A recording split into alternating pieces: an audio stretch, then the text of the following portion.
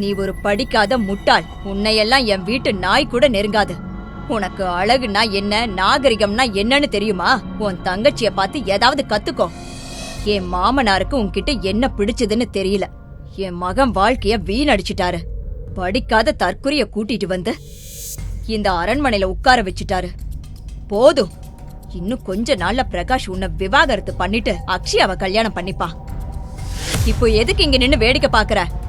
Phenyl எடுத்துட்டு வந்து வீட்டை கிளீன் பண்ண. மிஸ்டர் ராகவ் மேல இன்ட்ரெஸ்டடா இருக்கிற விஷயம் உன் ஆளுக்கு தெரியுமா என்று ஜெனி நித்யாவிடம் கேட்கிறாள். தெரியும்னு தான் நினைக்கிறேன். அதனாலதான் அவர் ராகவ் கிட்ட நீ கொஞ்சம் டிஸ்டன்ஸ் மெயின்டைன் பண்ணணும்னு என்கிட்ட சொன்னாரு என்று நித்யா கூறினாள். அப்பாடா, அப்படின்னா ஒன்னும் பிரச்சனை கிடையாது, எல்லாத்தையும் உன் ஆள் பாத்துப்பாரு என்று ஜெனி சொல்லிக் கொண்டிருக்கும் போதே அவர்கள் இருவரும் ஜெனியின் அப்பா கமலேஷ் அமர்ந்திருந்த டேபிளுக்கு வந்துவிட்டார்கள். அவரை பார்த்த நித்யா, ஹாய் அங்கிள், எப்படி இருக்கீங்க என்று பணிவுடன் வரவேற்றாள். வாமா நித்யா, நான் நல்லாதான் இருக்கேன், நீ எப்படிமா இருக்க என்று கூறியவர் அவர்களுக்கு பின்னால் வந்து கொண்டிருந்த ராகவை பார்த்ததும், ஹலோ மிஸ்டர் ராகவ், வாங்க, நம்ம எல்லாரும் இப்பதான் ஃபர்ஸ்ட் டைம் ஒன்னா சேர்ந்து மீட் பண்றோம் இல்லையா என்று ஜெனியின் அப்பா கமலேஸ்வர் கூறினார். நித்யாவிற்கு அருகில் ஜெனி உட்காருவதற்குள் அவளை முந்திக் கொண்டு நித்யாவிற்கு அருகில் வந்து உட்கார்ந்த ராகவ் அவருடைய கையில் இருந்த மெனு புக்கை வாங்கி நித்யாவிடம் கொடுத்து, நித்யா, நீ ஃபுட் ஆர்டர் பண்ண என்று கூறினான். ஆனால் நித்யா அதை கையில் வாங்கிக் கொள்ளவே இல்லை. அந்த மெனு புக்கையும் அவனையும் மாறி மாறி பார்த்தவள், இப்பதான் இந்த ரெஸ்டாரண்ட்டுக்கு நான் ஃபர்ஸ்ட் டைம் வந்திருக்கேன் சோ என்று கூறினாள். அதனால என்ன, நான் சொன்னதை நீ செய். பாரு, நீ எவ்வளவு ஒல்லியா இருக்க. இனிமே நீ நல்லா சாப்பிடணும். அதனால இப்ப நீ உனக்கு பிடிச்ச ஃபுட் ஆர்டர் பண்ற. அமௌண்ட் பத்தி எல்லாம் நீ கவலைப்படாத. இந்த புக்ல உனக்கு எது பிடிச்சிருக்கோ அதை நீ சீக்கிரம் ஆர்டர் பண்ண. குவிக் என்று ராகவ் கூறினார். ராகவின் இந்த செயலை பார்த்து கமலேஷின் முகம் சுருங்கியது. ஆனாலும் உடனே அதை ஜாலியாக எடுத்துக்கொண்ட அவர், ஒரு பாஸ் தன்னோட ஸ்டாஃப் கிட்ட இந்த அளவுக்கு அக்கறையோட இருக்கிறத பார்க்கும்போது ரொம்ப சந்தோஷமா இருக்கு என்று கூறினார். கமலேஷ் கூறுவது எதையும் ராகவ் காதில் வாங்கிக் கொள்ளவில்லை. மெனு புக்கை தூக்கி நித்யாவிற்கு அருகில் போட்டான். அதை பார்த்து நித்யாவிற்கு தூக்கி வாரி போட்டது.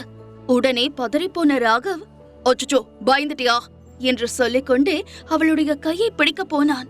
ஆனால் அவன் கை பாதியிலேயே நின்றுவிட்டது. அவன் கை தன் மேல் படாத வகையில் அவள் கொஞ்சம் நகர்ந்து உட்கார்ந்து கொண்டாள். நித்யாவின் இந்த செயலை பார்த்து ராகவின் முகத்தில் ஏமாற்றமும் சங்கடமும் அவமானமும் தெளிவாக தெரிந்தது. உடனே நித்யாவின் கண்கள் அவளை அறியாமலேயே கமலேஷின் பக்கம் திரும்பியது. நித்யாவும் பிரகாஷும் பிரிந்தவுடன் ஜெனி தன் அப்பா கமலேஷின் மூலமாக ஏதாவது வேலைக்கு ஏற்பாடு செய்ய சொல்லியிருந்தாள். அவரும் நித்யாவின் நிலையை புரிந்து கொண்டு ராகவிடம் மேக்கப் ஆர்டிஸ்டாக வேலைக்கு சேர்த்து விட்டார். ஒரு தந்தையை போல தன் மீது மதிப்பும் மரியாதையும் வைத்திருக்கும் அவருக்கு முன்னால் ராகவ் இப்படி அநாகரிகமாக நடந்து கொள்வதை பார்த்த நித்யா, எங்கே அவர் தன்னை தவறாக நினைத்துக் கொள்வாரோ என்று பதறி போனாள். அவளுடைய முகத்தை பார்த்தே அவளுடைய சங்கடத்தை புரிந்து கொண்ட கமலேஷ் அந்த சூழ்நிலையை சகஜமாக்குவதற்காக, நீங்க கொடுங்க மிஸ்டர் ராகவ், நானே ஆர்டர் பண்றேன். இப்போ என்னோட சீனியாரிட்டிய நான் எப்படி ப்ரூவ் பண்றேன்னு பாருங்க என்று அவர் சிரித்துக்கொண்டே கூறவும், வேறு வழியில்லாமல் மெனு கார்டை கமலேஷிடம் கொடுத்தான் ராகவ். அதை பார்த்து அவர் உணவுகளை ஆர்டர் செய்துவிட்டு இறுதியாக நண்டு சூப் ஆர்டர் செய்தார். உடனே ஜெனி, டாடி, நண்டு வேணாம், இந்த நேரத்துல நித்யா நண்டு சாப்பிடக்கூடாது என்று அவசரமாக கூறினாள். ஜெனி கூறியதை கேட்ட கமலேஷ், ஏம்மா நித்யா, உனக்கு உடம்பு சரியில்லையா என்று கேட்கவும் அவ்வளவுதான் ராகவ் பதறி போய்விட்டான். தன்னுடைய சாரை இழுத்து அவளுக்கு அருகில் போட்டுக்கொண்டு நித்யாவை நெருங்கி சென்று, ஐயோ, என்னாச்சு நித்யா, உனக்கு உடம்பு சரியில்லையா, காய்ச்சல் இருக்கா என்று கேட்டுக்கொண்டே அவளுடைய நெற்றியில் கையை வைத்து பார்க்க போனான். ராகவ் நடந்து கொள்வதை பார்த்த நித்யாவிற்கு மிகவும் சங்கடமாக இருந்தது. அவசரமாக தலையை திருப்பிக் கொண்ட அவள், எனக்கு ஒன்னும் இல்ல ராகவ், நான் நல்லாதான் இருக்கேன் என்று கூறியவள் ஜெனியை பார்த்து, ஜெனி, நான் உன் சேர்ல வந்து உட்காரவா, இந்த இடம் எனக்கு கொஞ்சம் குளிர மாதிரி இருக்க என்று கூறினாள். நித்யாவின் நிலைமையை புரிந்து கொண்ட ஜெனி உடனே எழுந்து வந்து ராகவிற்கு அருகில் உட்கார்ந்து கொண்டாள். அப்பாடா என்று ராகவிற்கு தெரியாமல் நிம்மதி பெருமூச்சை வெளியேற்றிய நித்யா ராகவ் தன்னையே விழுங்கி விடுவது போல பார்த்து கொண்டிருப்பதை கவனிக்கவில்லை. சரி நித்யா, உனக்கு என்ன வேணுமா, ஒரு கப் மில்க் ஆர்டர் பண்ணட்டுமா என்று கமலேஷ் கேட்கவும் உடனே விருட்டென்று எழுந்த ராகவ் தன்னுடைய சேரை தள்ளிக்கொண்டு கமலேஷை கடந்து நித்யாவிற்கு அருகில் சென்றவன் வலுக்கட்டாயமாக அவளுடைய நெற்றியை பிடித்து தொட்டு பார்த்து, நித்யா உனக்கு என்ன பண்ணுது என்று கேட்டான். இதில் பதறிப்போன நித்யா அவசரமாக எழுந்து சுற்றி வந்து ஜெனிக்கு அருகில் நின்று கொண்டு, ராகவ் உங்களுக்கு என்ன ஆச்சு? ஏன் இப்படி பண்றீங்க? எனக்கு தான் எதுவும் இல்லைன்னு சொன்னனே. லேசா குளிருது, அவ்வளவுதான். நான் உங்ககிட்ட வேலை பார்க்குற ஒரு சாதாரண கான்ட்ராக்ட் எம்ப்ளாயி.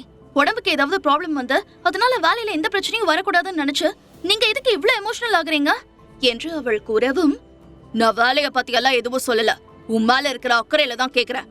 நீ ஏன் என்ன புரிஞ்சுக்க மாட்டேங்கிற என்று ராகவ் பிடிவாதமாக சொல்லவும், இது என்னடா ரோதனையா போச்சு, எனக்கு எப்படி இவர்கிட்ட இருந்து தப்பிக்கிறது என்று நித்யா யோசித்துக் கொண்டிருக்கும் போதே வேறொரு ட்ரேயில் அவர்கள் ஆர்டர் செய்த உணவுடன் சூடான பாலையும் கொண்டு வந்து வைத்தார்.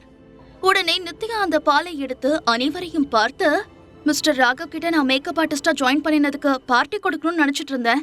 ஆனா அதுக்கான சான்ஸ் கிடைக்கல. இன்னைக்கு என்னோட ட்ரீட், டேக் இட் என்று கூறிவிட்டு அதை அவர்களிடம் கொடுத்தாள். பால் கப்பை வாங்கி கொண்ட ஜெனி, செம்மையா சமாளிக்கிற நித்யா, கீப் இட் அப் என்று கிசுகிசுப்பான குரலில் கூறினாள். நித்யா சாமர்த்தியமாக டாபிக்கை மாற்றுகிறாள் என்பதை புரிந்து கொண்ட ராகவ், உண்மையிலேயே நீ எனக்கு ட்ரீட் கொடுக்கணும்னு நினைச்சா இந்த பாலுக்கு பதிலா ட்ரிங்க்ஸ் பார்ட்டி தான் கொடுக்கணும் என்று கூறியவன் ஒரு மது பாட்டிலை எடுத்து அவள் முன்னால் பலத்த சத்தத்துடன் வைத்தான். அப்போது அவனுடைய முகத்தை பார்க்கும்போது எப்படியும் நித்யாவை அடிபணிய வைத்துவிட வேண்டும் என்ற வெறி இருந்தது. அவன் கூறியதை கேட்ட நித்யா என்ன செய்வதோ என்று தெரியாமல் உதவியற்ற நிலையில் நின்று கொண்டிருந்தாள். இதையெல்லாம் பார்த்து கொண்டிருந்த கமலேஷ் நித்யாவிற்கும் ராகவிற்கும் இடையில் என்ன நடக்கிறது என்பதை புரிந்து கொண்டார். நித்யாவிற்கு உதவி செய்வதற்காக, விடுங்க மிஸ்டர் ராகவ், நித்யாவிற்கு விருப்பம் இல்லனா அவளை ஏன் கம்பல் பண்றீங்க? நான் வேணா உங்களுக்கு கம்பெனி கொடுக்கறேன் என்று கூறினார். இல்ல நித்யா தான் எனக்கு ட்ரீட் கொடுக்கறேன்னு சொன்னா, அதனால அவ தான் எனக்கு கம்பெனி கொடுக்கணும் என்று ராகவ் பிடிவாதமாக கூறவும், என்ன செய்வது என்று தெரியாமல் பல்லை கடித்துக் கொண்டு நின்று கொண்டிருந்த நித்யாவின் கைகள் நடுங்கத் தொடங்கியது. இதற்கு மேலும் ஜெனியால் அமைதியாக இருக்க முடியவில்லை. அவள் இவ்வளவு நேரம் தன்னுடைய வாயை மூடிக்கொண்டு அமைதியாக இருந்ததே பெரிய விஷயம்.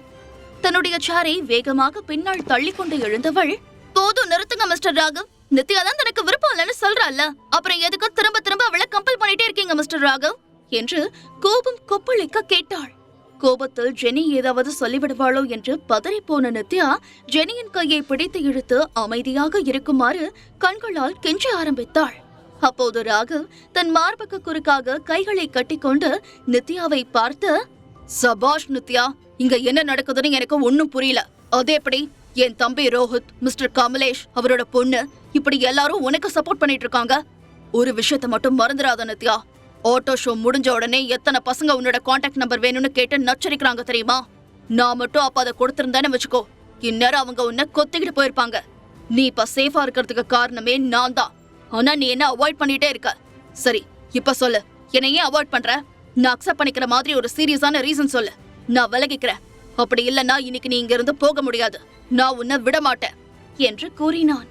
இதற்கு என்ன பதில் சொல்வது என்று நித்யாவிற்கு புரியவில்லை. அப்பொழுது திடீர் என்று அவர்களுக்கு அருகில், என்ன ராகவது, ஒரு பொண்ணு கிட்ட இப்படியா நடந்துக்கிறது என்று ஒரு குரல் கேட்டது. உடனே அனைவரும் திரும்பி பார்த்தார்கள். அங்கே ரோஹித் மர்மமான புன்னகையுடன் அவர்களை நோக்கி வந்து கொண்டிருந்தார்.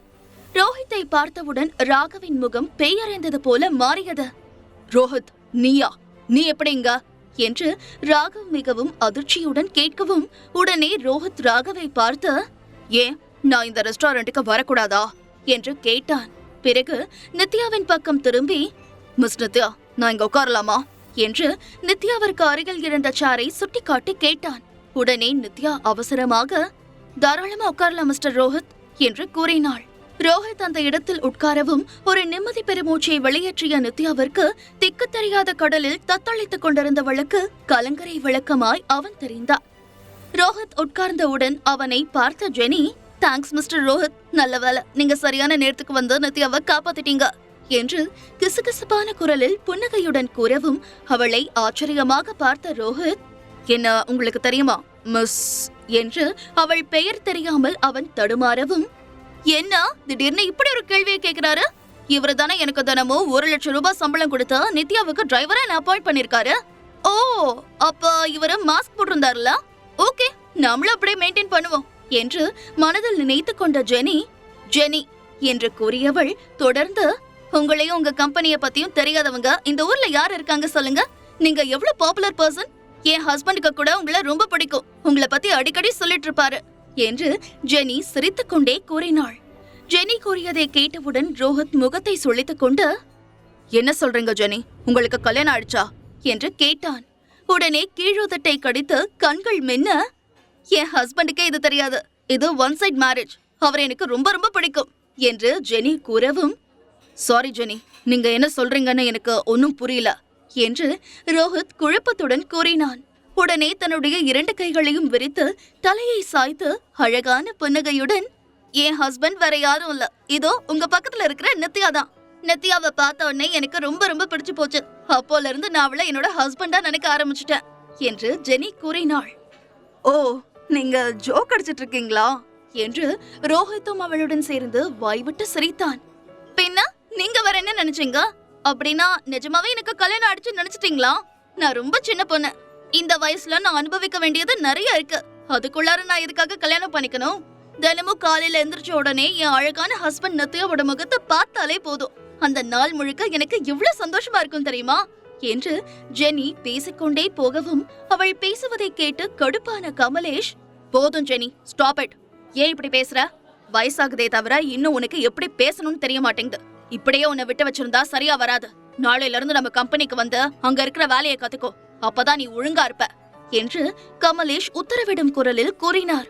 உடனே மிரண்டு போன ஜெனி கண்கள் விரிய, டாடி என்ன சொல்றீங்க? ரியல் எஸ்டேட் பத்தி எனக்கு ஏபிசிடி கூட தெரியாது. என்ன போய் நம்ம கம்பெனில வந்து வேலை செய்ய சொல்றீங்களே? நான் வந்தா உங்களோட வேலை இன்னும் டபுள் ஆயிடும். ப்ளீஸ் வேண்டாம், விட்டுடுங்க டாடி, நான் இப்படியே இருக்கேன் என்று கூறினாள்.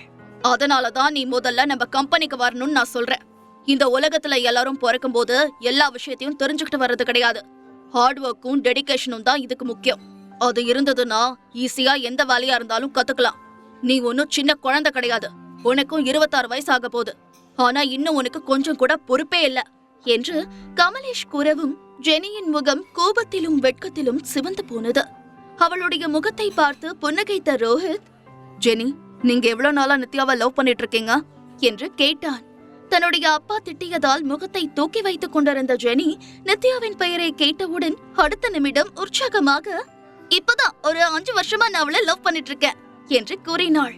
ஓ, அப்படின்னா நித்யாவை பத்தின எல்லா விஷயமும் உங்களுக்கு தெரியும் தானே என்று ரோஹித் கேட்கவும், ஆமா மிஸ்டர் ரோஹித், அவளுக்கு என்ன ஃபுட் பிடிக்கும், என்ன சோப் யூஸ் பண்ணுவா, அவ என்ன பிராண்ட் ஹேர் கிளிப் யூஸ் பண்றாங்கிற வரைக்கும் எல்லாமே எனக்கு தெரியும் என்று ஜெனி பெருமையுடன் கூறினாள்.